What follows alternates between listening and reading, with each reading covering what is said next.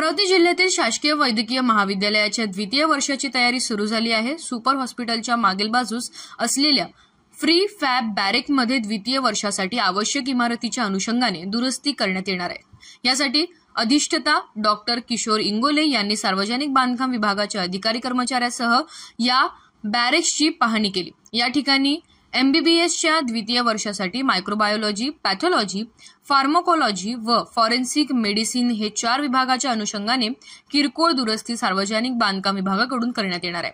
जिल्ह्यातील शासकीय वैद्यकीय महाविद्यालय जिल्हा स्त्री रुग्णालय परिसरात सुरू आहे। या ठिकाणी एमबीबीएसच्या प्रथम वर्षाला 100 विद्यार्थी प्रवेशित आहेत। या विद्यार्थ्यांच्या अनुषंगाने सर्व सुविधा या कॉलेजमध्ये उपलब्ध आहेत। परंतु आता द्वितीय वर्षात पुन्हा 100 विद्यार्थी संख्या वाढणार आहे। नीट परीक्षेचा निकाल जाहीर झाल्यानंतर लवकरच आता शैक्षणिक वर्ष 2025-26 मधील प्रवेशाला देखील सुरुवात होईल।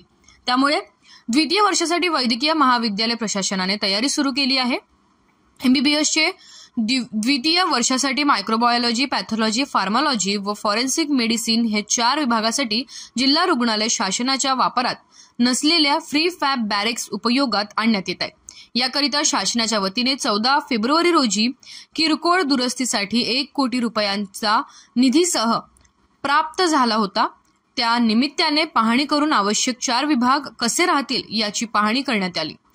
1 महिन्याच्या कालावधीमध्ये सार्वजनिक बांधकाम विभागाला हे काम पूर्ण करावे लागणार आहे, अशी माहिती अधिष्ठाता डॉक्टर किशोर इंगोले यांनी दिली।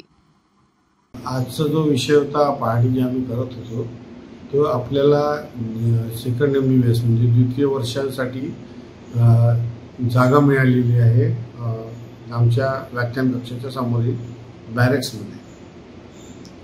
तिथे आपण सार्वजनिक बांधकाम विभागाच्या मदतीने तिथे आपण 4 डिपार्टमेंट जे की द्वितीय वर्षासाठी लागतात त्या डिपार्टमेंटची पूर्ण मॅपिंग वगैरे केलेलं आहे। त्याची तयारी सुरू झालेली आहे। 1 महिन्यामध्ये ते तयार होते। बॅरेक्समध्येच तर प्लॅनिंग केलं आहे ना म्हणजे सगळे ना छोटे छोटे टीम आणि इकडचं मोठं हॉल आहे। मोठा आहे त्याला डिवाइड करून त्याच्यात प्रॅक्टिकल हॉल होते। इकडे डेमॉन्स्ट्रेशन रूम म्हणजे लेक्चर हॉल सारखे असतात।